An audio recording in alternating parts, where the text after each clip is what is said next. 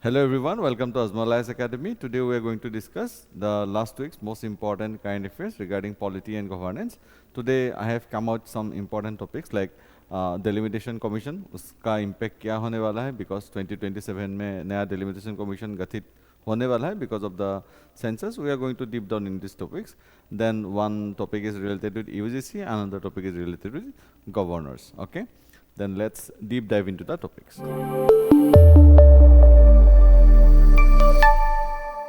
The first topic is related with delimitation after 2027 redrawing the power in India. अभी देखिए पूरा scenario क्या है, मैं आप लोगों को समरी दे देता हूँ.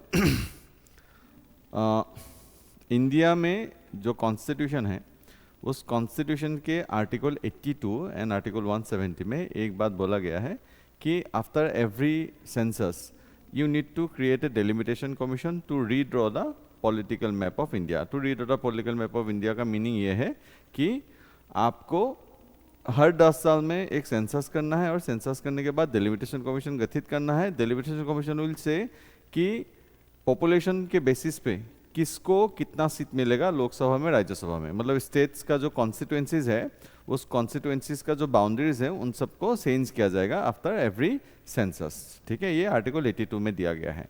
लेकिन क्या हुआ after independence, after 3-4 censuses and 3-4 delimitation commissions have been done in 1976 by the 42nd Constitutional Amendment Act. The number of seats were frozen. Okay, उसको फ्रीज कर दिया गया कि अभी तो ना बढ़ेंगे सीट्स ना घटेंगे, जिसको जितना था वो वहीं पे उतना ही मिलेगा. मतलब 1976 में उसको फ्रीज कर दिया गया टिल 2001. 2001 में फिर से उसको फ्रीज कर दिया गया टिल 2026.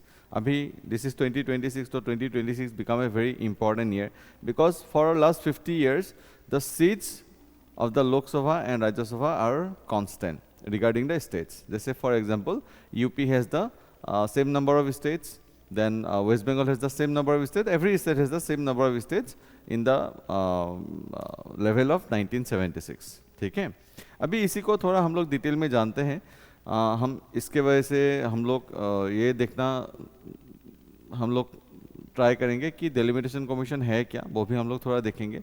उसके बाद हम लोग ये भी देखेंगे कि जो डेलिमिटेशन कमीशन गठित होगा और उसके बाद पॉपुलेशन बेसिस पे जो सीट्स वगैरह जो रीलोकेशन किया जाएगा उसका इश्यूज वगैरह क्या है, क्योंकि southern states have constantly debated this topic, क्योंकि उन लोगों का पॉपुलेशन घटा है या पॉपुलेशन उन लोगों ने कंट्रोल किया है. लेकिन नॉर्थर्न जो स्टेट्स है उन लोगों ने पॉपुलेशन कंट्रोल नहीं किया है. फॉर एग्जांपल यूपी बिहार, यहाँ पे पॉपुलेशन ग्रोथ नहीं रुका है. तो पॉपुलेशन ज़्यादा होगा तो सीट्स भी ज़्यादा होगा. अभी साउथर्न स्टेट्स का ये कहना है कि हम लोगों ने तो जो नेशनल पॉलिसी है उसको इम्प्लीमेंट किया और उसके वजह से हम लोग का पॉलिटिकल राइट क्या हो गया है, गिर गया है. और जिसने मतलब नेशनल पॉलिसी इम्प्लीमेंट नहीं किया था, पॉपुलेशन के ऊपर काम नहीं किया था, उनको ज़्यादा पॉलिटिकल राइट मिलने वाला है ना. तो यही सब थोड़ा हम लोग डिस्कस करते हैं. ठीक है, पहले तो हम लोग ये यहाँ पे मैंने ये डेफिनेशन दिया है कि डेलिमिटेशन है क्या. ठीक है, delimitation is the process of redrawing the boundaries of parliamentary and assembly constituencies to ensure equal representation based on population. देखिए इंडिया में कॉन्स्टिट्यूएंसीज और ये जो वोटिंग वगैरह है ये सब पूरा किसके ऊपर बेस्ड है, पॉपुलेशन के ऊपर बेस्ड है. मतलब एक स्टेट को कितना सीट मिलने वाला है लोकसभा में राज्यसभा में ये डिसाइड होता है उस स्टेट का पॉपुलेशन कितना है. जितना ज़्यादा पॉपुलेशन होगा उतना ज़्यादा क्या होगा, उसको सीट मिलेगा. क्योंकि हम लोग क्या बिलीव करते हैं, इक्वेलिटी में बिलीव करते हैं. ठीक है, कि जो प्रिंसिपल है कि 1 person 1 vote 1 value.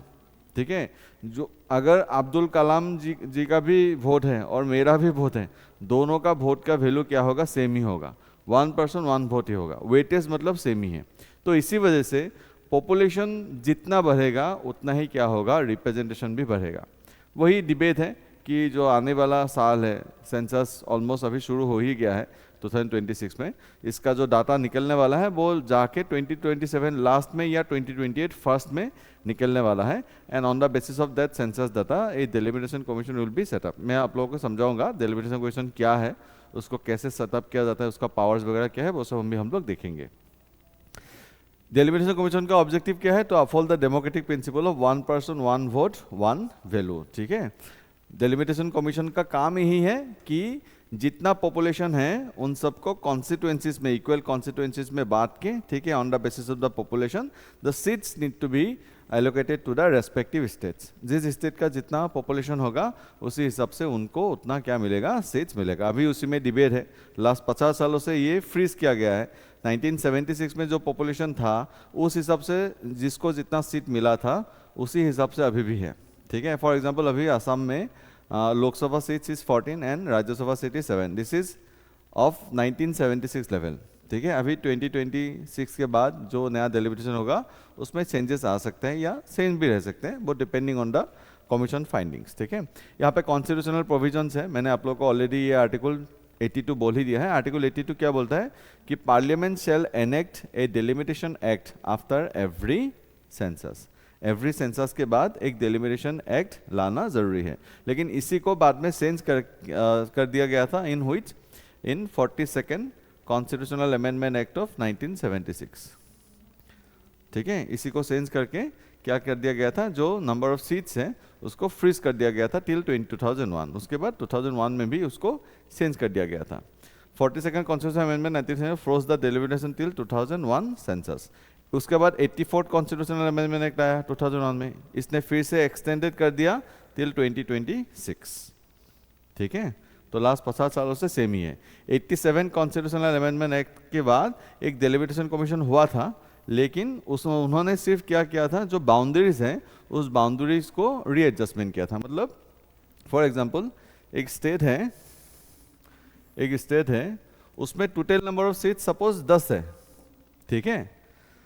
2001 सेंसस के बाद जो डेलिमिटेशन कमीशन आया है, उसने क्या किया, उस स्टेट का टोटल नंबर ऑफ सीट्स तो 10 ही रहा, लेकिन जो बाउंड्रीज था उस बाउंड्रीज को क्या कर दिया, रीअरेंज कर दिया। मतलब the delimitation commission worked on the principle कि every constituency should have the equal representation regarding number of population, ठीक है। लेकिन एक स्टेट को जितना टोटल सीट था वो सीट सेम ही रहा, ठीक है, regarding with respect to legislative assembly seats, with respect to Rajya Sabha seats और Lok Sabha seat, number of seat same ही रहा, लेकिन जो बाउंड्रीज था उस बाउंड्रीज को रीएडजस्टमेंट कर दिया गया कि प्रोपोर्शनल रिप्रेजेंटेशन हो among the constituencies with in the state itself. Okay, that was the thing done by the delimitation commission after 2001 census, ठीक है। लेकिन नंबर ऑफ सीट्स में कोई चेंज नहीं हुआ था, ठीक है। उसके बाद हम लोग आगे बढ़ते हैं। After 2026, the constitutional freeze ends, hence the post-2027 delimitation may relocate the seats. अभी थोड़ा मैं आप लोगों को यहाँ पे देना भूल गया हूँ कि delimitation commission क्या है, वो कैसे काम करता है, उसको थोड़ा हम लोग देख लेते हैं, ठीक है। delimitation commission क्या है, मैंने बोल ही दिया है आप लोगों को कि after every census the parliament should enact a delimitation commission। मतलब delimitation commission क्या है, delimitation commission ये क्या होगा, अगर पार्लियामेंट उसको एनेक्ट कर रहा है through an act, it will be considered as a what, statutory body, statutory body, ठीक है। उसका पावर्स, फंक्शंस, ये सब कौन डिसाइड करेगा, पार्लियामेंट ही डिसाइड करेंगे, ठीक है। The members of the commission are appointed by whom, are appointed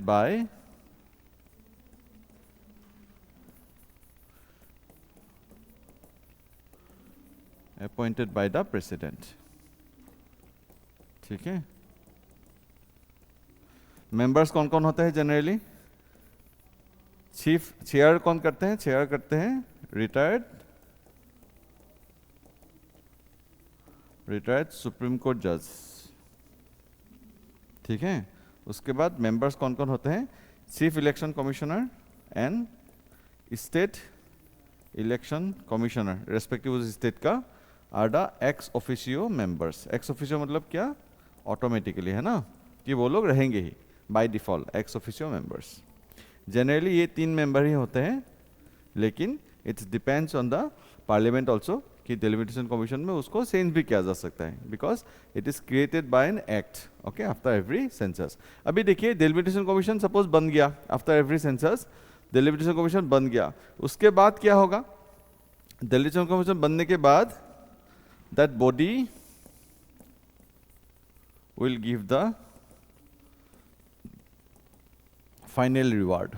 final reward मतलब कि किसको कितना सीट मिला, किसका सीट कितना घटा, ठीक है, लोकसभा में किसको कितना सीट मिला, राज्यसभा में किसको कितना सीट मिला, ये सब कौन बोलेगा? डेलिमिटेशन कमीशन बोलेगा। It will B final reward, ठीक है। जो ये फाइनल रिवार्ड है, it is non justiciable in nature. Non justiciable in nature इसका मीनिंग क्या है? कि you cannot question this award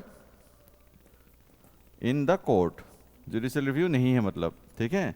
it is binding and final, it is binding and final, ठीक है। लेकिन इसमें एक कैच है। कैच क्या है? कि when to implement this award will be decided by presidential order, ठीक है। When to implement, but when to implement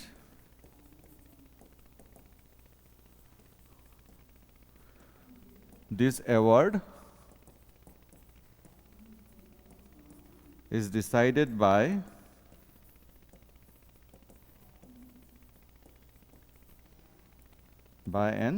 a presidential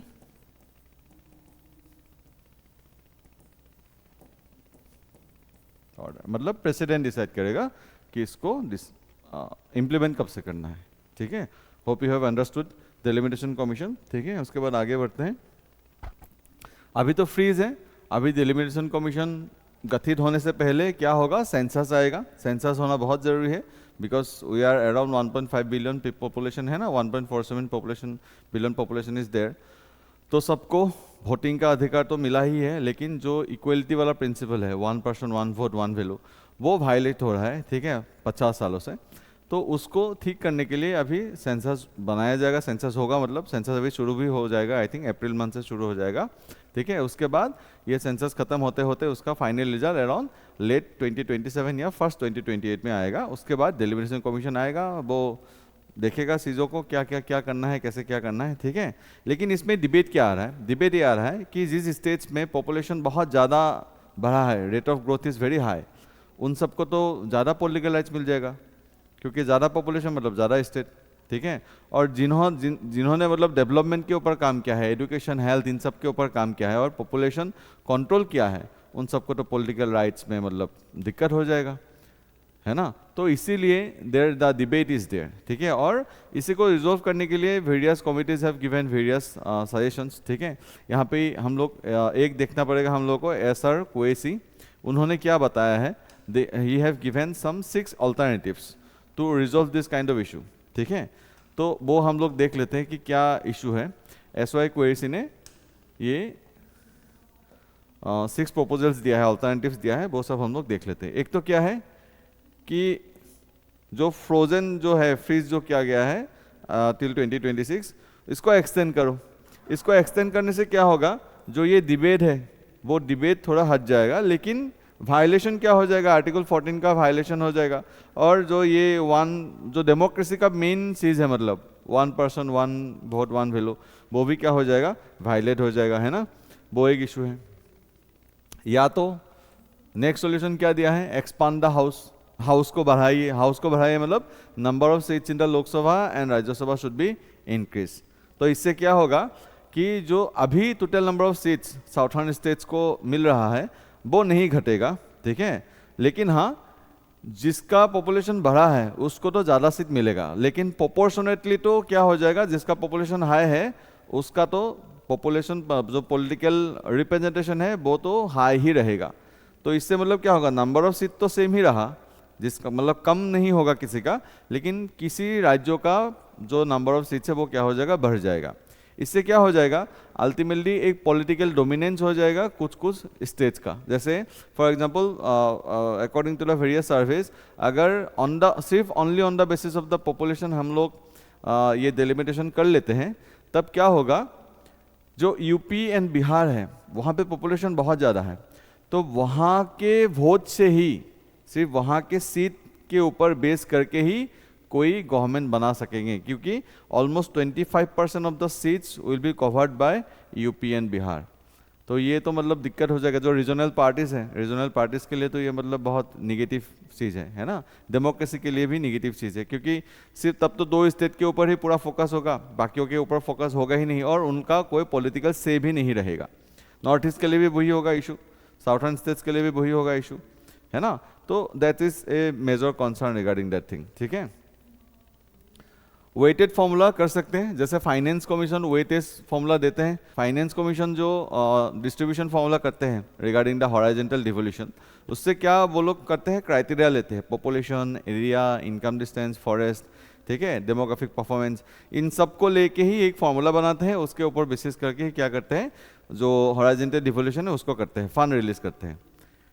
उसी तरह से हम लोग यहाँ पे भी इसको इम्प्लीमेंट कर सकते हैं कि ओनली पॉपुलेशन को ही क्राइटेरिया ना बना के डेमोग्राफिक परफॉर्मेंस, ठीक है, फॉरेस्ट वगैरह ये सब भी हम लोग देख के हम लोग क्या कर सकते हैं, सीट एलोकेशन कर सकते हैं। तब क्या होगा, जिस स्टेट्स ने गुड गवर्नेंस दिखाया है, हेल्थ, एजुकेशन, एनवायरमेंट कंजर्वेशन, इन सब में अच्छा काम किया है, उन सबको पॉलिटिकल राइट्स भी, पॉलिटिकल बेनिफिट्स भी नसीब होगा।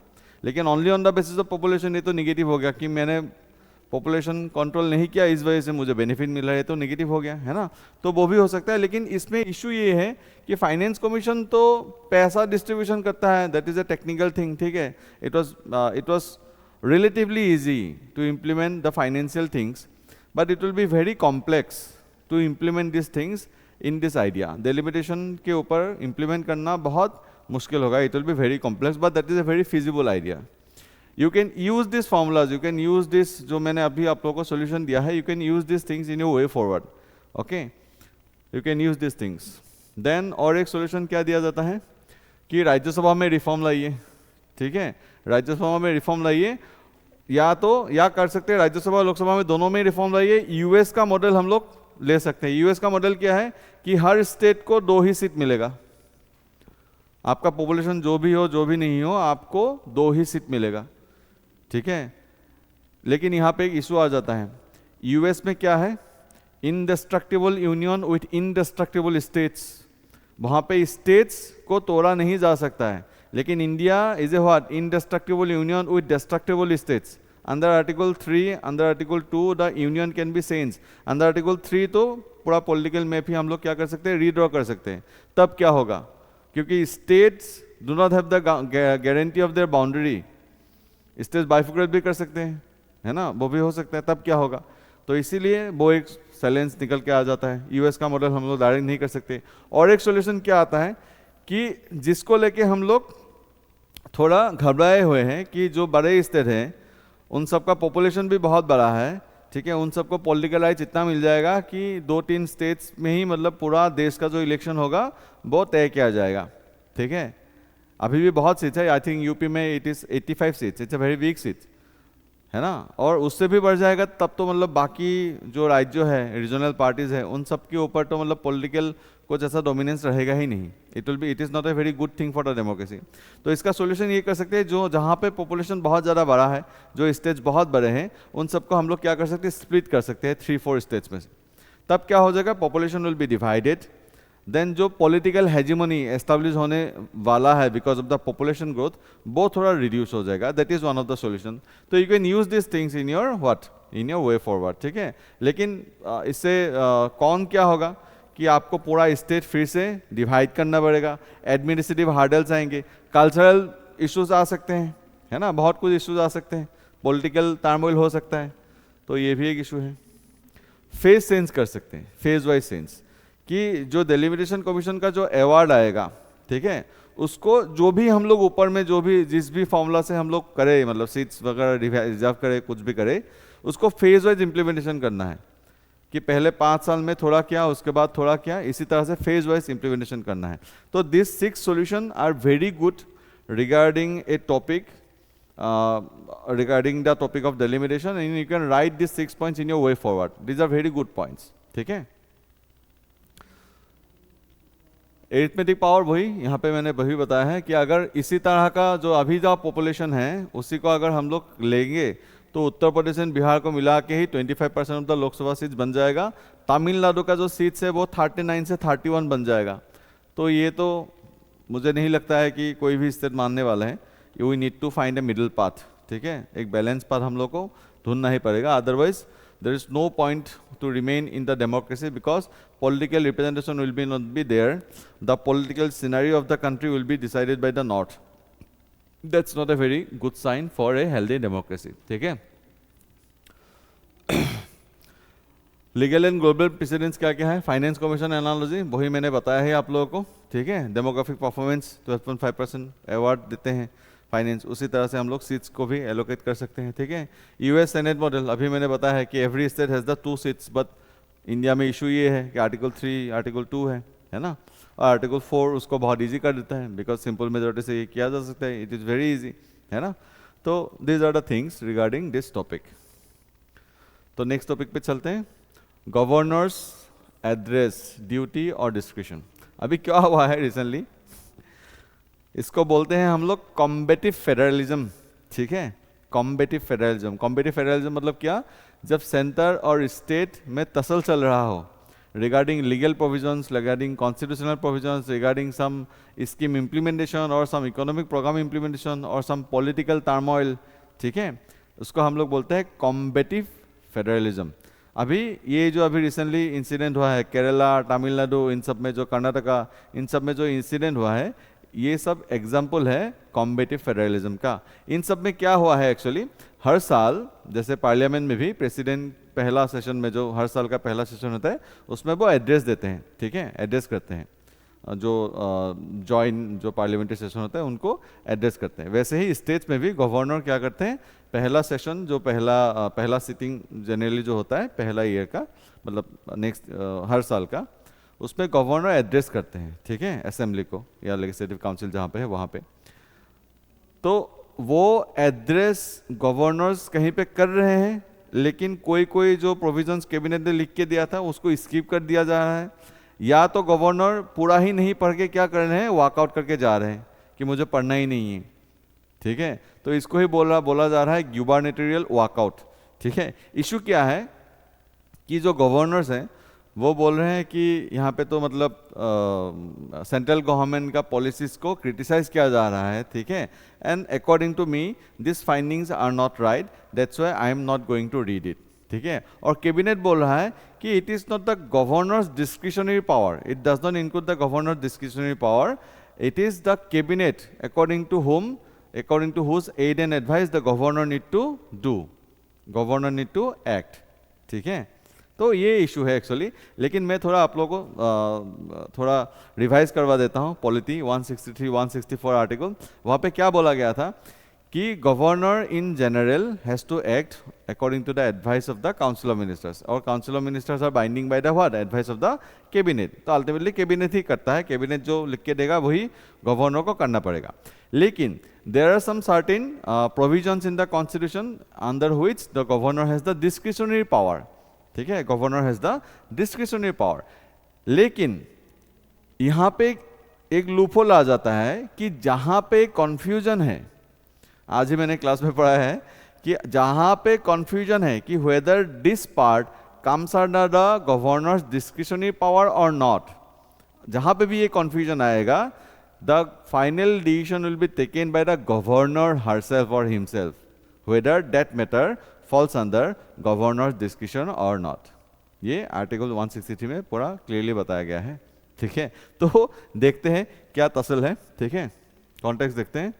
इन the past week several state governors have refused to read the customary address in the state assembly और walked out mid speech, sparking major constitutional and political controversy. अभी देखिए ये सब generally वहीं पे होता है जहाँ पे स्टेट गवर्नमेंट दूसरा पॉलिटिकल पार्टी का है और सेंट्रल गवर्नमेंट ऑब्वियसली दूसरा पॉलिटिकल पार्टी का ही है। दोनों पॉलिटिकल पार्टी का आइडियोलॉजी भी डिफरेंट है, वो लोग अलायंस नहीं है, ठीक है, अपोजिशन पार्टी जैसा ही है वो लोग। तो वहाँ पे ही ये सब तसल देखने को मिल रहा है, ये लास्ट 4-5 सालों से देखने को मिल ही रहा है, ठीक है। अभी देखते हैं एक एक करके कर्नाटका में क्या हुआ। देखिए ये एग्जाम्पल, ये सब मतलब एग्जाम के लिए डायरेक्टली इंपॉर्टेंट नहीं है कि कर्नाटका में क्या हुआ है, तमिलनाडु में क्या है। हाँ, you can use this things in your case study. मतलब आपने आंसर लिखा, ठीक है, सपोज आपने आंसर लिखा है ऐसे, इस कॉपी में आपने आंसर लिखा ना,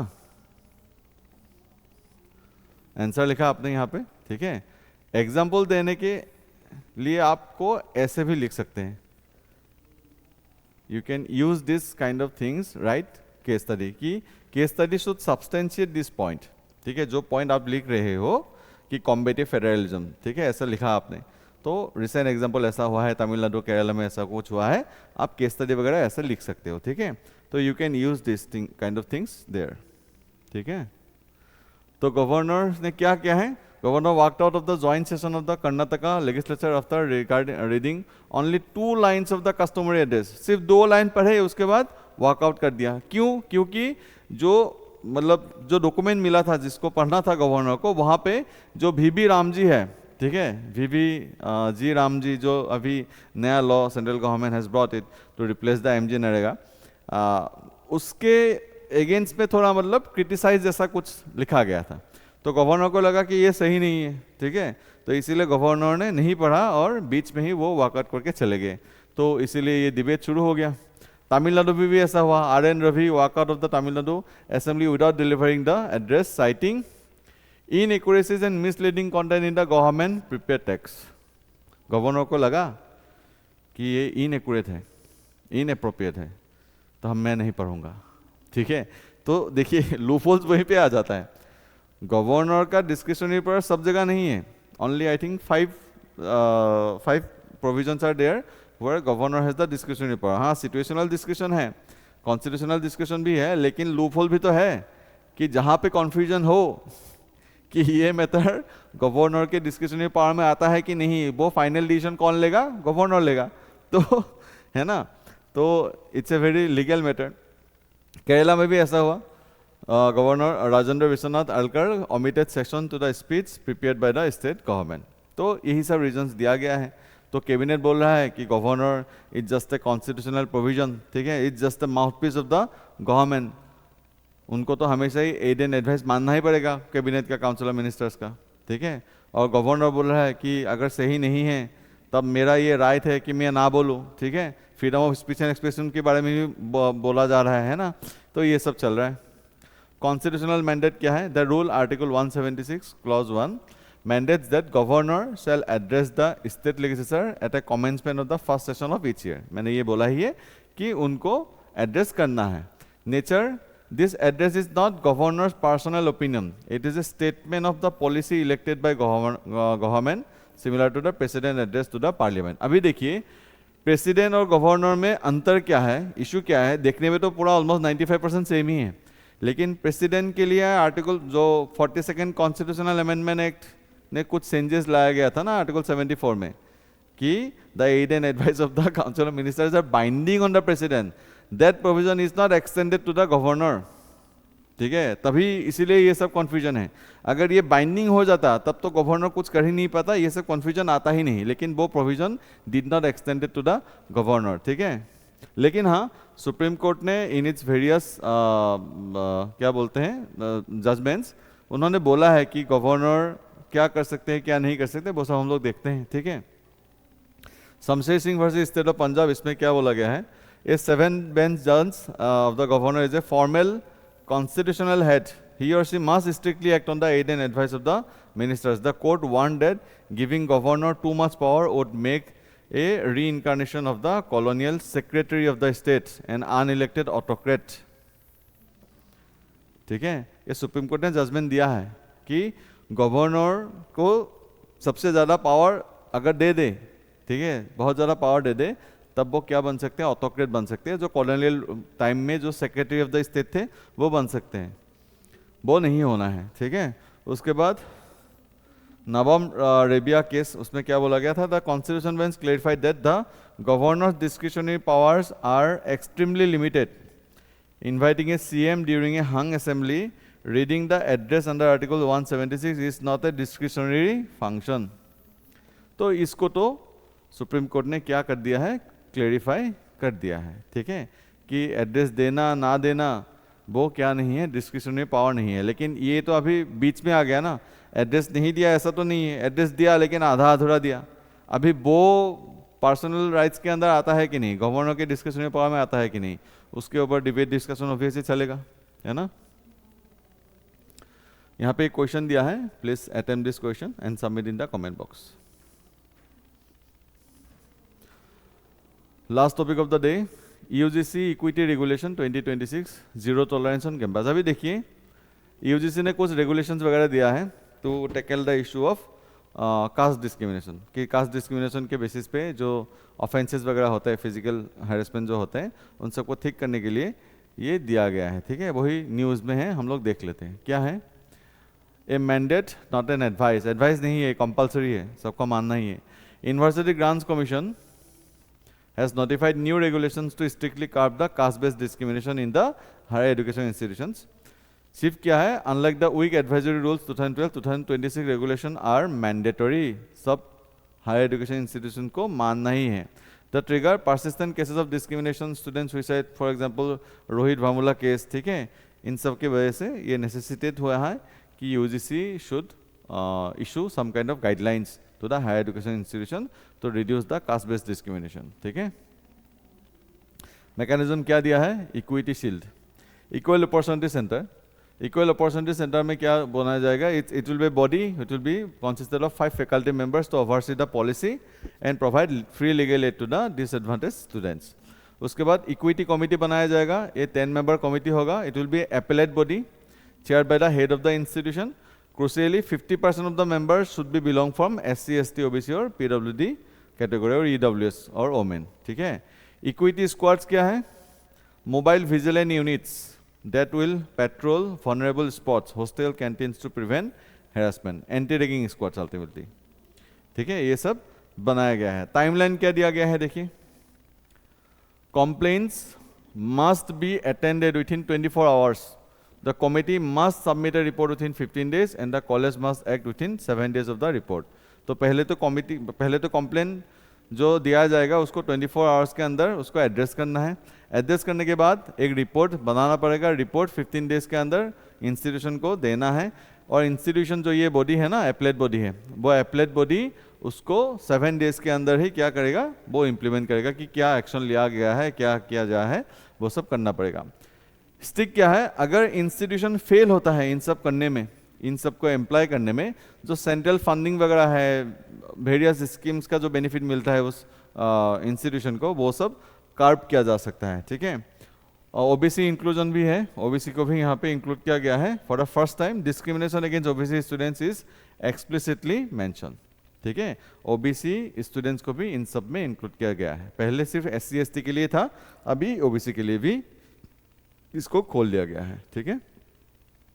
this is a question, you can attempt this question and give me the answer in the comment box. So that's it for today. Hope you have enjoyed the session. Thank you.